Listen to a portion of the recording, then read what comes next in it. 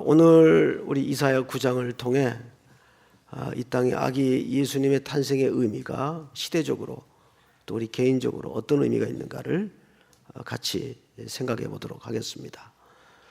우선 이 이사야서 9장의 배경은 이런 식입니다. 북이스라엘은 이미 멸망을 당했어요. 그리고 이제 남유다도 바람 앞에 촛불처럼 이제 위기 속에 있습니다. 그리고 적 아수르라는 나라는 스불론과 납달리 땅까지 들어와서 이제 유다를 집어삼키기 직전입니다. 스불론과 납달리는 굉장히 중요한 교역지요, 요충지입니다. 여기만 점령이 되면 유다는 저절로 끝나요. 그런 위기 앞에 유다가 놓여져 있습니다. 게다가 더 심각했던 것은 유다는 이스라엘이 어떻게 형제 국가가 처절하게 무너져 가는가를 근간의 역사 속에서 그대로 지켜봤습니다. 그런데 지금 유다를 넘실거리고 있는 아수르는 더 혹독한 나라입니다. 그러니까 닥쳐진 불행을 불보듯 뻔하게 예측할 수밖에 없는 거죠. 그런 상황이에요. 더더군다나 유다를 도울 어떤 나라도 없고 희망이 없어요. 여기에는 하나님의 역사의 채찍의 성격이 있습니다. 온전하게 하나님만 바라질 않고 그들은 수시로 하나님을 떠나서 열강을 의지하고 하나님을 배도했던 역사가 있었습니다. 그런데 오늘 그 배경이 되는 글을 좀 읽어보면 이렇게 소개가 됩니다. 우리 1절서부터 한번 좀 볼까요? 전에 고통받던 자들에게는 흑암이 없으리로다.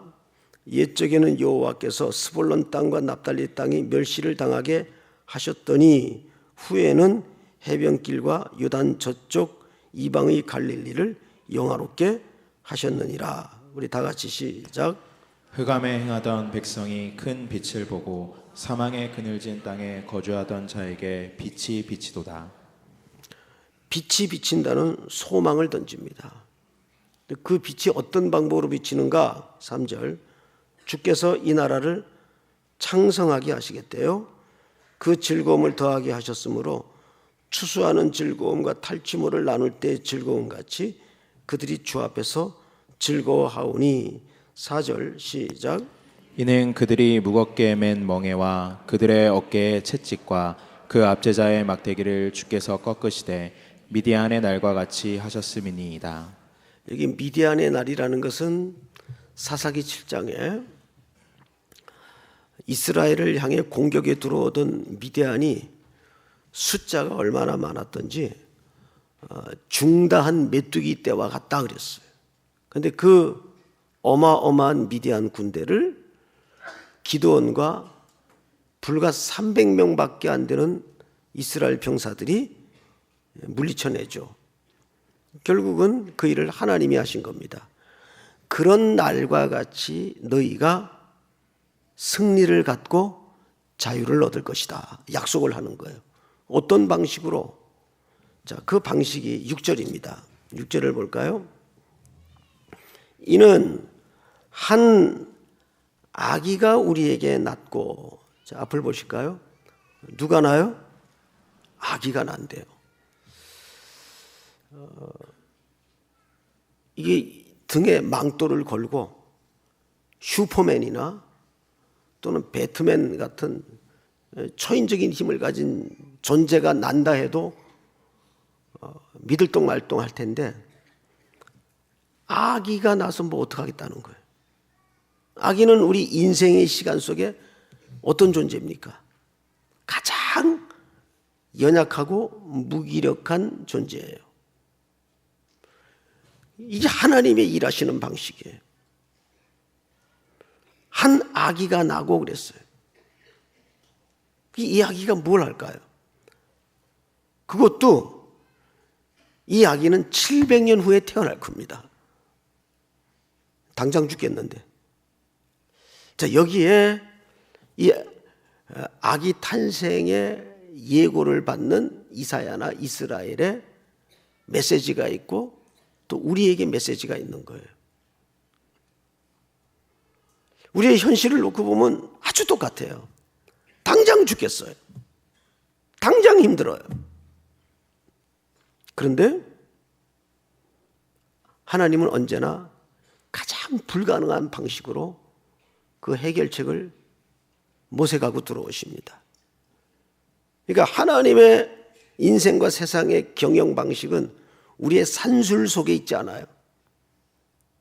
아주 연약하고 미련한 방법으로. 그래서 한 아기가 낳고 그 다음에 두 번째가 이렇게 되어 있습니다. 아들을 우리에게 주신 바 되었는데, 여기 한 아들은 독생자를 얘기합니다.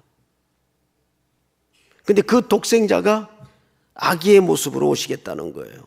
언제? 700년 후에. 당장 힘든데. 이것은 다시 오실 주님을 이 무기력한 세상 속에서 무기력한 모습으로 살아가는 우리 그리스도인들에게 매우 일치되는 현장이에요. 똑같아요. 이래가지고 희망이 있겠나? 뭐 이래가지고 답이 되겠나? 싶을 때가 한두 번이 아니죠.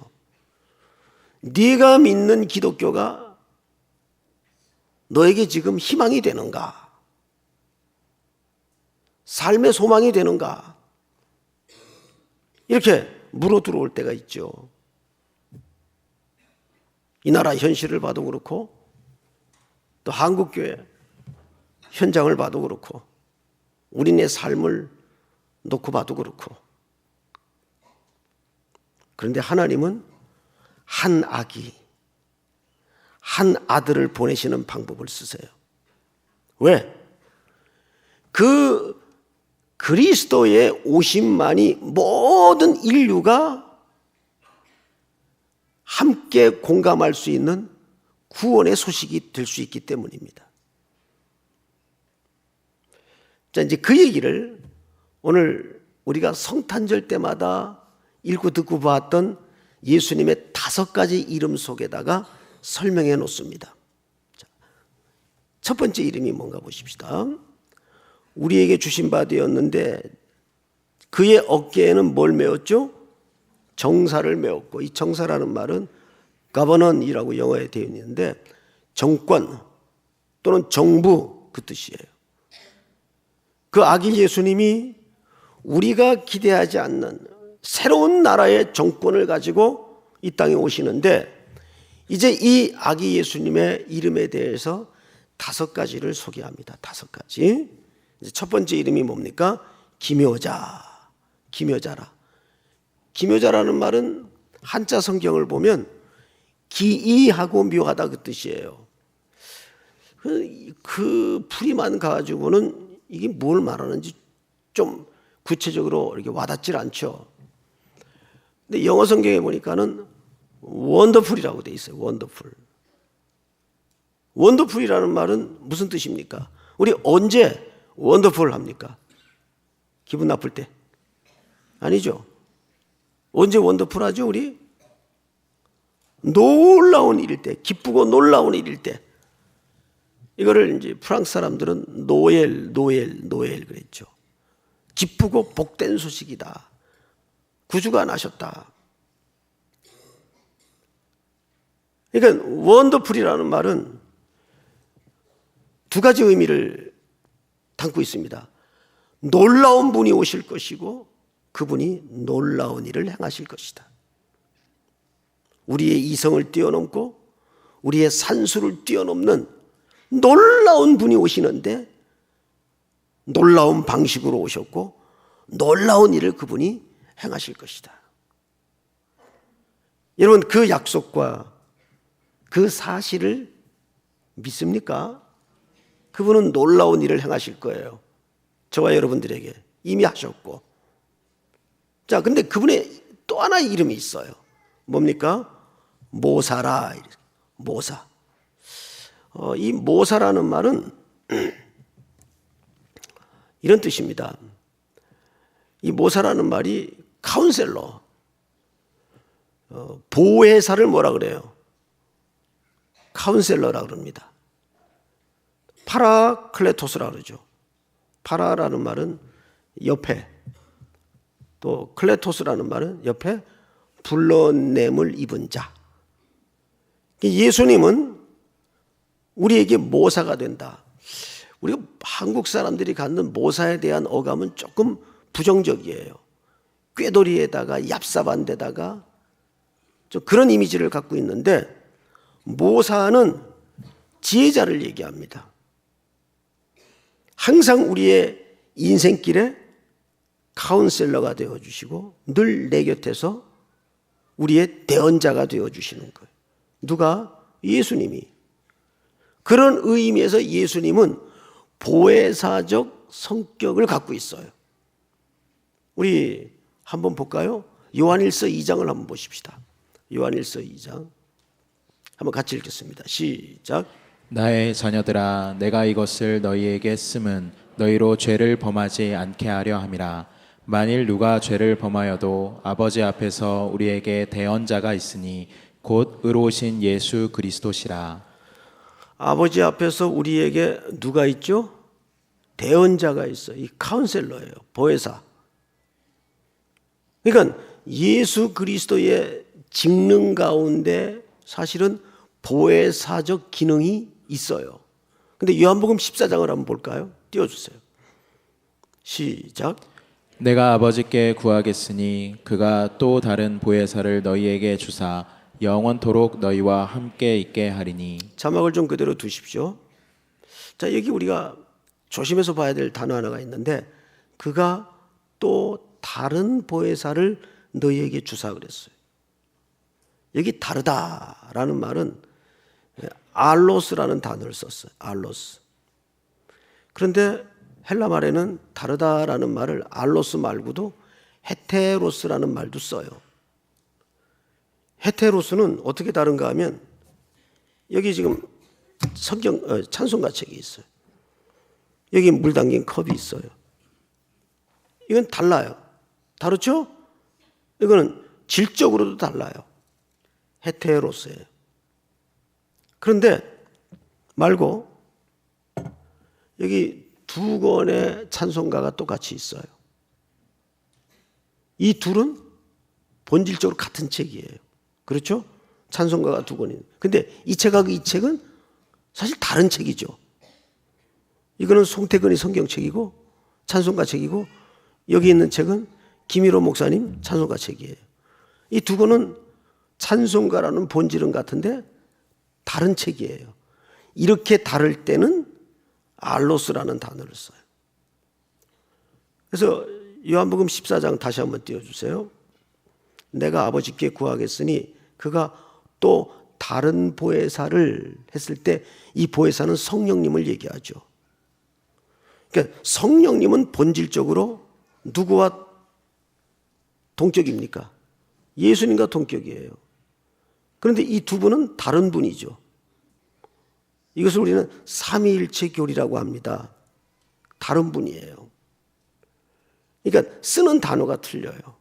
아니, 질적으로 다를 때는, 동격이 아닐 때는 헤테로스라는 말을 쓰는데, 여기서 사용된 단어는 알로스라는 단어를 썼어요. 그걸 왜 이렇게 강조할까? 즉, 보혜사가 갖고 있는 보혜사 성령님이 갖고 있는 그 보혜사의 직능이 누구에게도 있다는 뜻입니까? 예수님에게도 있다는 뜻이에요.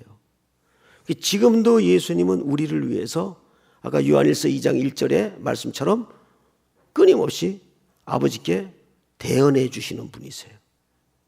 우리가 힘겨울 때, 우리가 어려울 때, 우리가 곤고할 때, 절망에 주저앉아 있을 때 예수님은 우리의 대언자가 되시고 카운셀러, 모사가 되십니다. 그 다음에 세 번째 이름을 한번 볼까요? 세 번째 이름 뭡니까? 세 번째는 이렇게 되어 있어요. 기묘자라 모사라 전능하신 하나님이라. 이제 앞을 보십시다. 아주 중요한 주제가 나왔어요. 전능하신 하나님이라는 말은 엘 기포르라는 말을 썼어요. 엘 기포르. 보통 전능한 하나님 할 때는 엘 샤다이를 써요. 엘 샤다이. 그런데 엘 기포르라는 말을 쓸 때는 어떤 의미를 담고 있는가 하면 그분은 단순히 어떤 파워를 갖고 있다라는 말이 아니라 시작한 일은 마무리하시는 분이다 그 뜻이에요. 사람은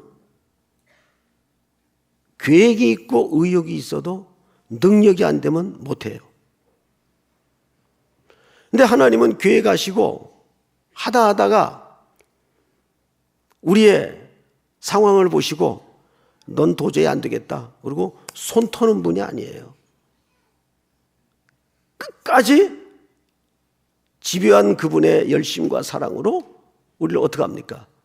기다리고 설득하시고 만들어 갔어요. 믿음의 조상이라고 불리웠던 아브라함도 결국은 얼마나 불순종의 행로를 걸었습니까? 초창기에. 그런데 그런 아브라함을 하나님이 기다려주시고 설득해 가시는 거예요. 그게 전능하신 하나님이에요. 그래서 13년 만에 침묵을 깨고 아브라함에게 나타나신 하나님이 첫 번째 하신 말씀이 뭐예요? 나는 전능한 하나님이라. 나는 전능한 하나님이라.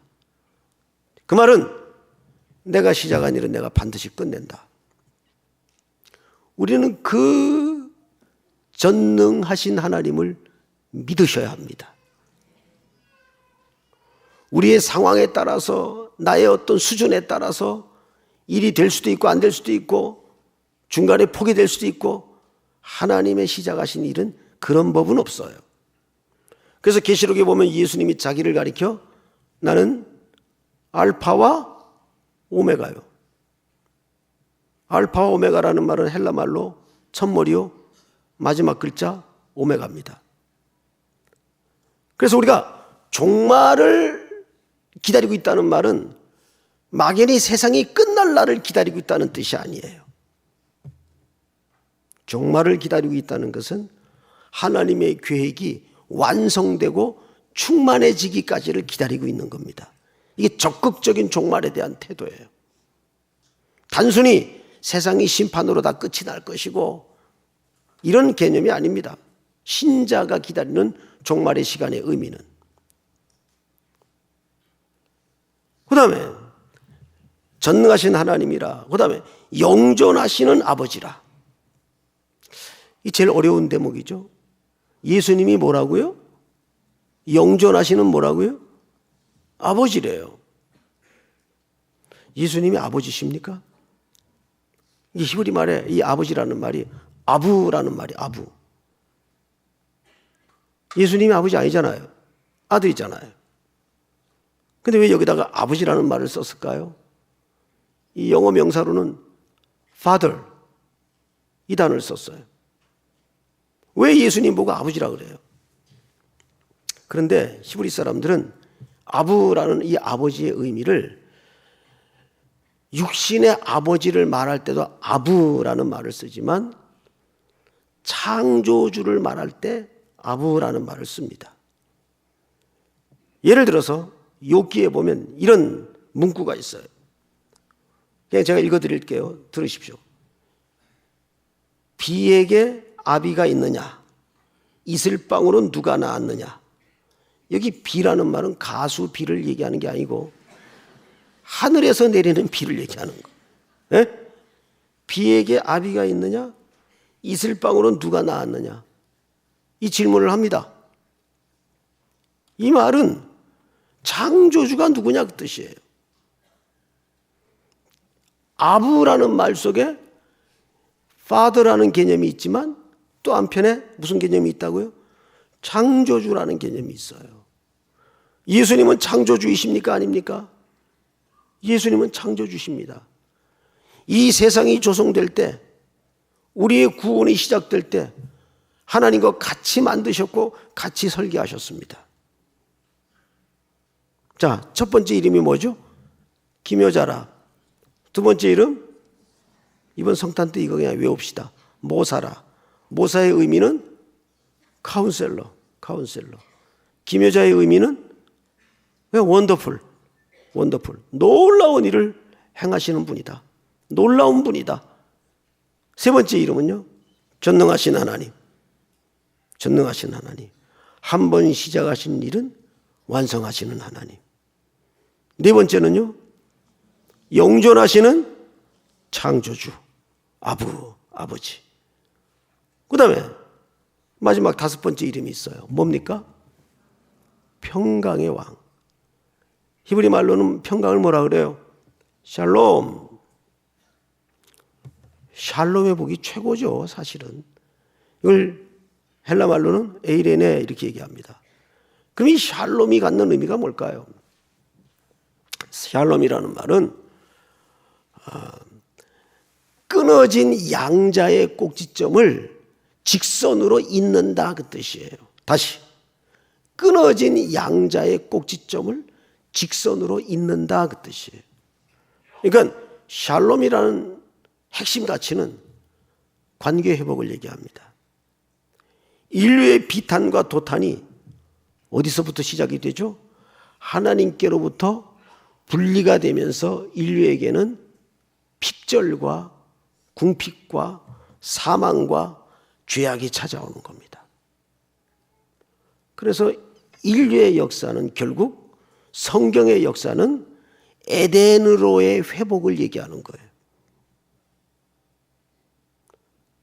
모든 인간의 본질적인 문제는 거기서부터 시작됐기 때문입니다.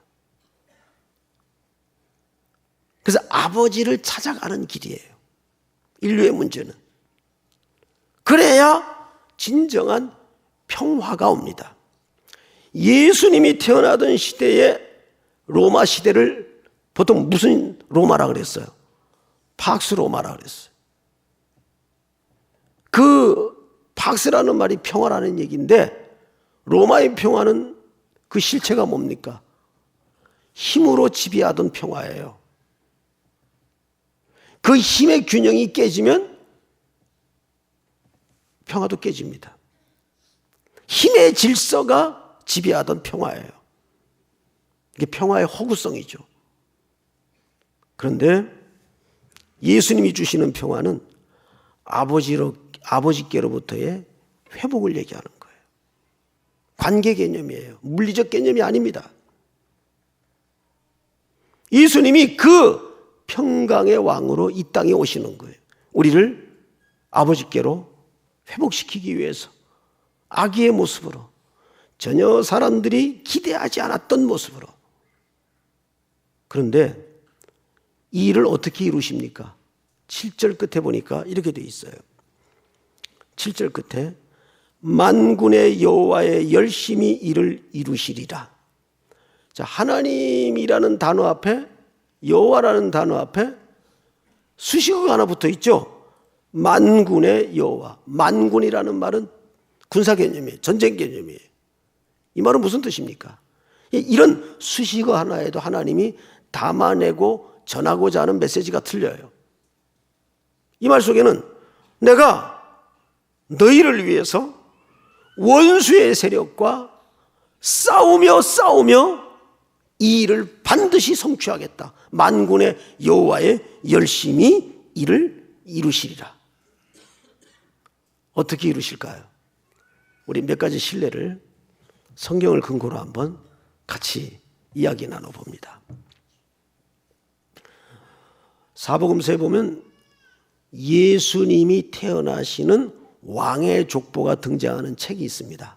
마태복음이에요.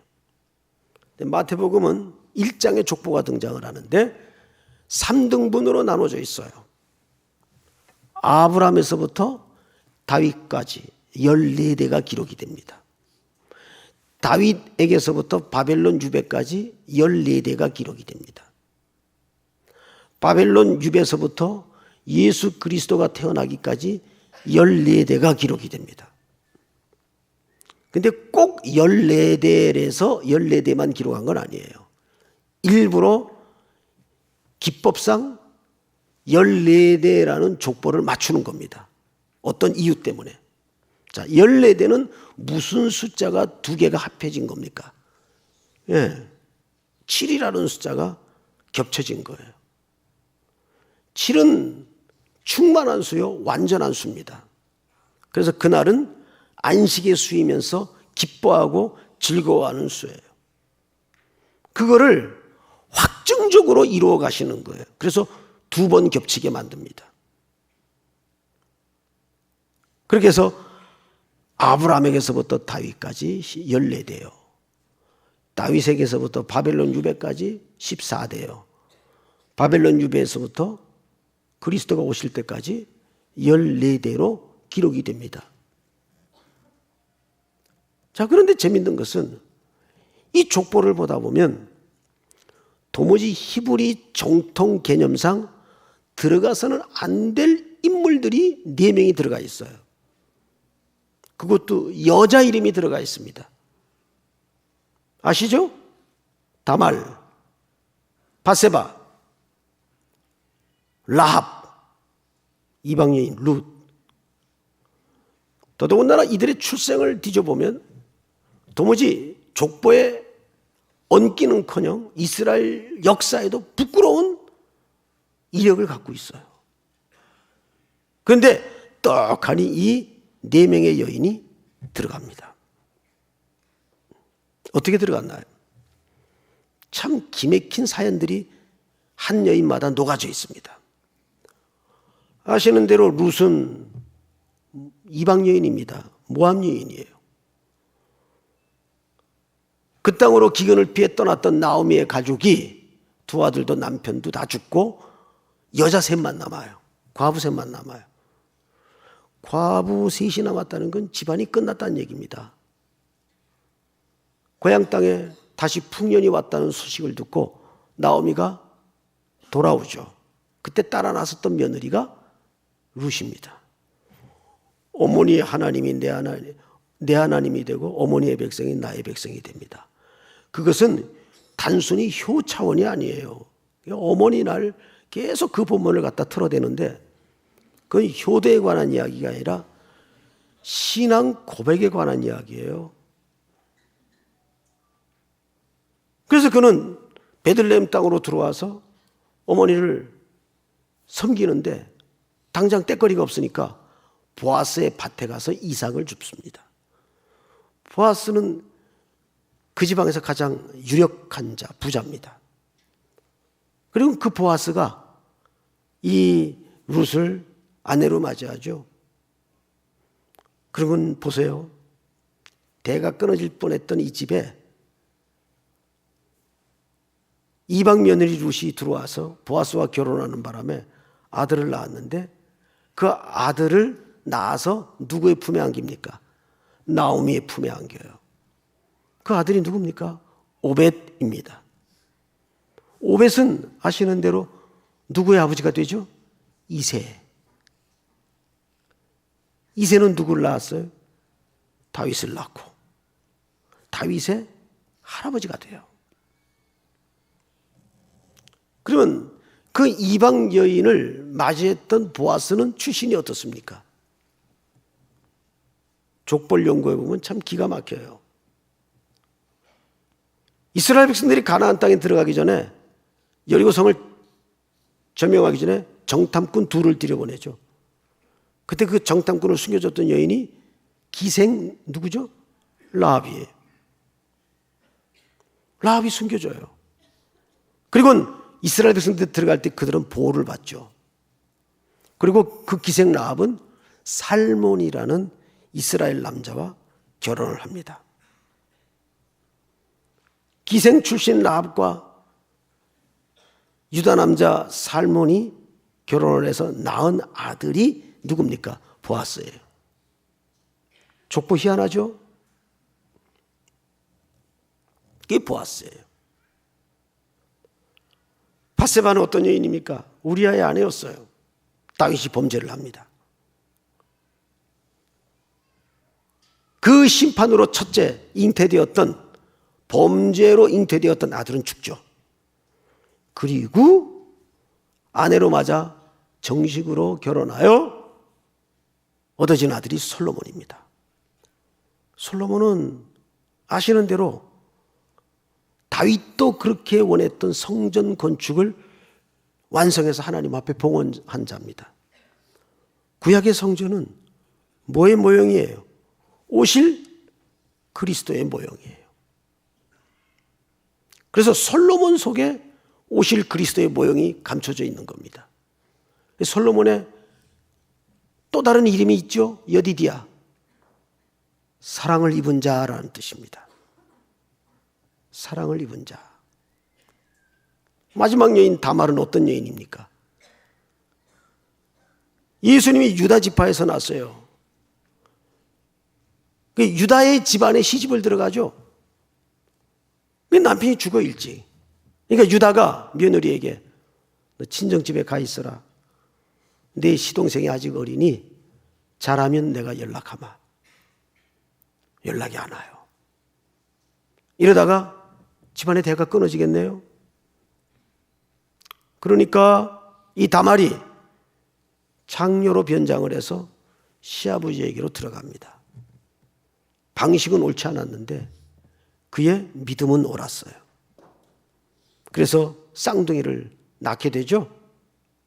자, 그러면 이 네 여인, 왕의 족보에 들어가 있는 네 여인의 인생만 두고 볼 때도 파란만장한 참 기맥힌 인간의 불순종과 죄악의 모습들이 감춰져 있어요.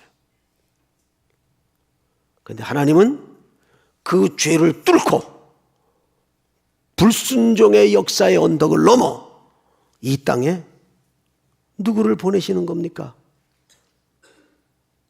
아기 예수 그리스도.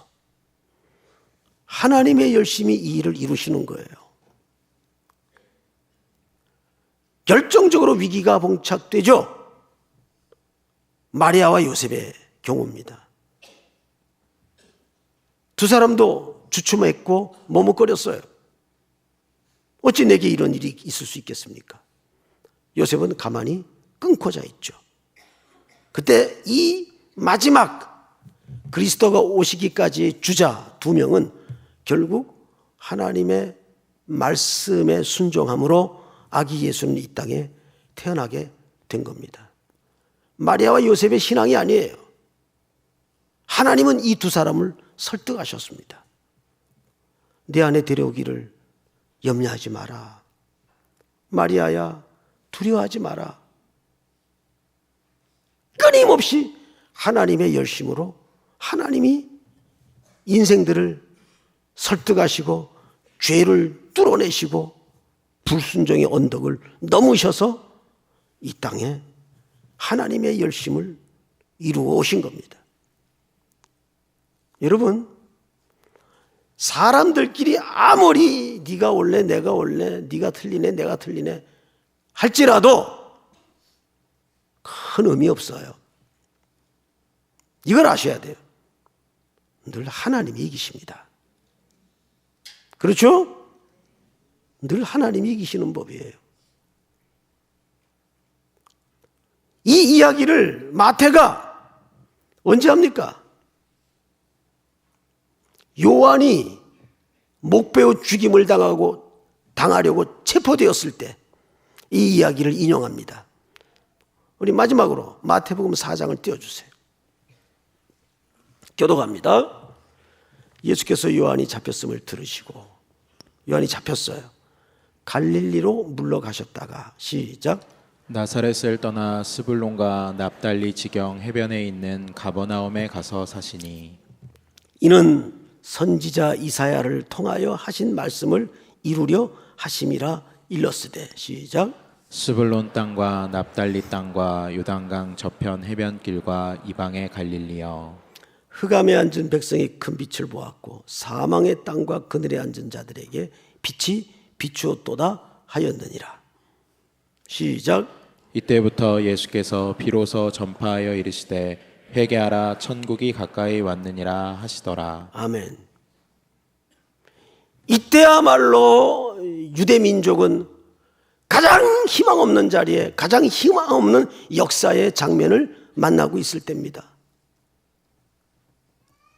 거기에서 드디어 예수 그리스도가 빛된 말씀을 선포하고 드러냄으로써 인류에게 궁극적인 소망을 던져주는 거죠. 오늘 우리의 현실은 어떻습니까? 이사야가 그 예언을 받던 시대나 요한이 붙잡혀 죽임을 당하고 백성들이 저주와 사망의 그늘에 앉아 있을 때나 크게 차이 없을 겁니다. 그러나 그때 우리는 하나님의 열심이 어떻게 아기 예수의 탄생을 이루어 오셨는가를, 하나님의 그 고집스러운 택한 백성들을 향하신 사랑의 이기심을 확인하고, 또 오늘도 이 복음을 알지 못한 채 쓰러져가는 이 땅에 스불론 땅과 납달리 땅과 어둠과 사망의 그늘에 앉아있는 주의 백성들에게 여러분들이 나아가 증거하고 전하는 승리의 노래가 이 성탄절에 다시 한번 힘있게 확신차게 일어날 수 있기를 주의 이름으로 축복합니다. 우리 찬송가 123장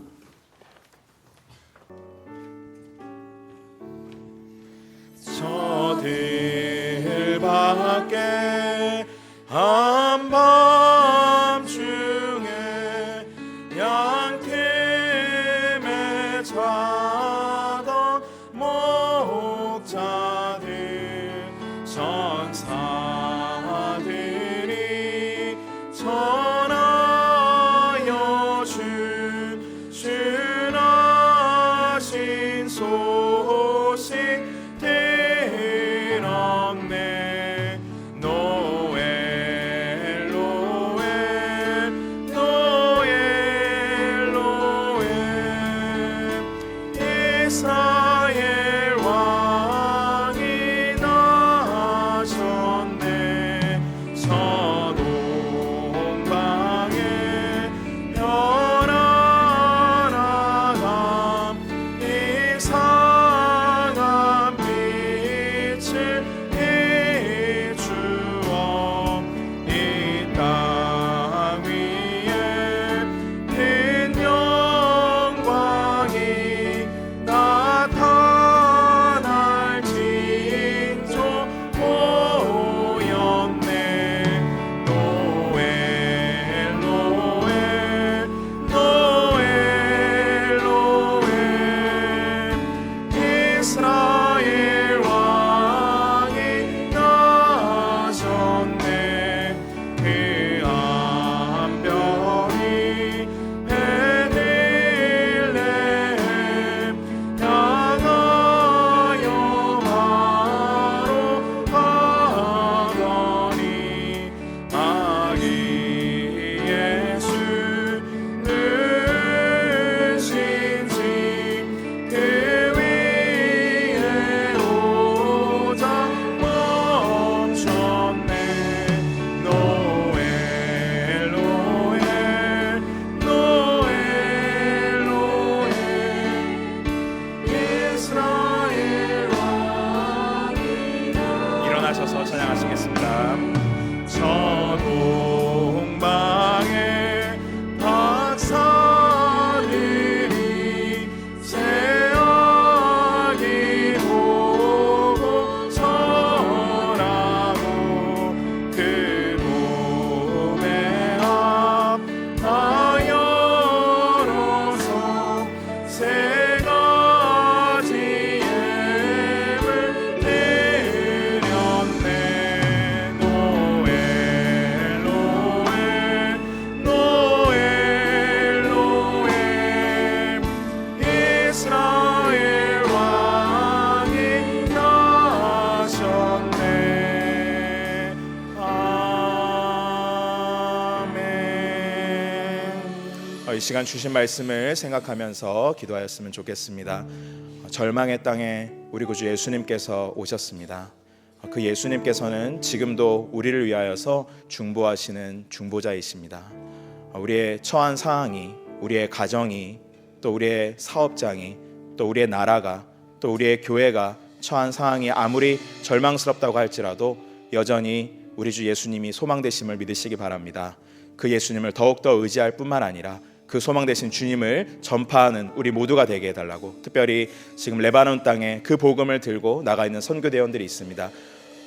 레바논 선교를 시작으로 올 겨울 3일의 모든 겨울 선교 가운데 하나님의 은혜가 함께하여 주시기를 이 시간 같이 합심하여서 기도하며 나아가겠습니다. 하나님 아버지, 주님의 은혜와 사랑을 감사를 드립니다. 하나님, 오늘도 주님의 은혜로 아버지 하나님의 말씀을 받게 하여 주신 것 감사를 드립니다. 하나님 아버지,